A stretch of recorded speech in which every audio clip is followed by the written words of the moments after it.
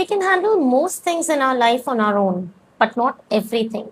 Sometimes we need our moms for comfort, dads for advice, brothers for fixing something, and sisters just to listen to us rant.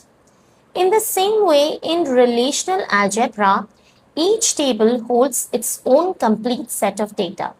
But every now and then, we need some oddly specific or twisted piece of information that no single table can give us.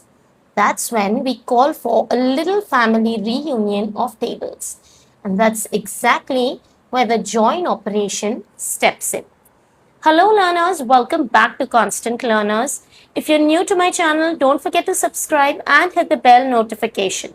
Now let's discuss the significance of joins in relational model.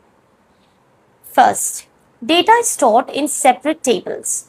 In a well-designed database, the related information is split across multiple tables to avoid duplication. Right?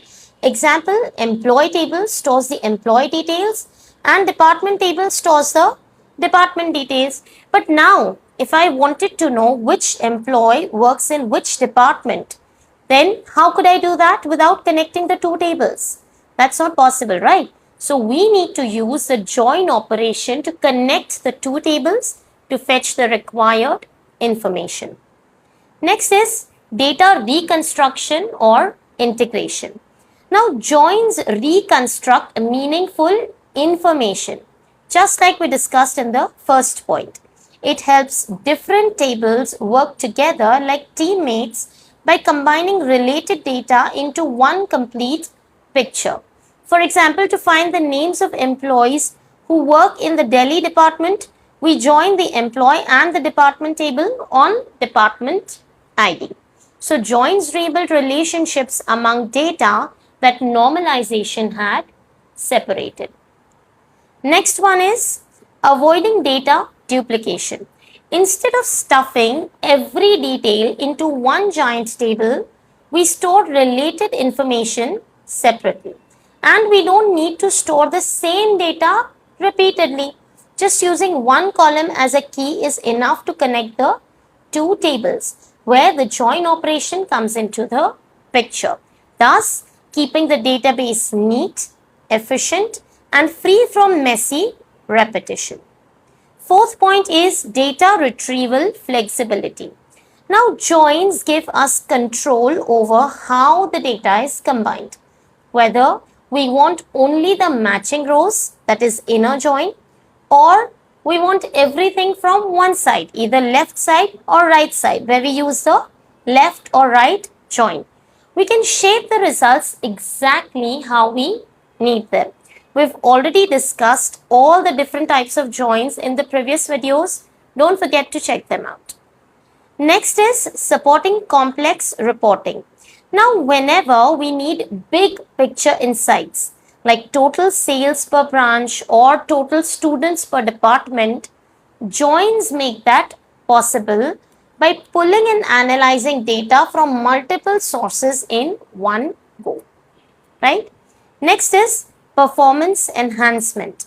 Now, instead of running several separate queries, a well-planned join can fetch everything in one shot, saving time and reducing the load on the database. We've discussed all of this and a lot about this in the query optimization video. You can watch that video to understand this concept better. Next is simulating relationships. Now, whenever we create the tables, it is for the sake of data storage, right? But joins bring the relationships between tables to life. They connect columns like foreign keys and primary keys, helping the relational model to do what it does best. That is, link related data logically and meaningfully. So to sum it all up, joins are like the glue that holds the relational model together. They connect separate tables, help us avoid messy duplication, and make it possible to fetch meaningful combined information efficiently. Without joins, our database tables would be like isolated islands, each holding valuable data but unable to communicate. So joins build the bridges that let information flow smoothly between them. That's all for today. I hope you now understand not just what joins do, but why they are so important. If you found this helpful, don't forget to like, share, and subscribe to Constant Learners, where learning never stops. Thank you so much for watching.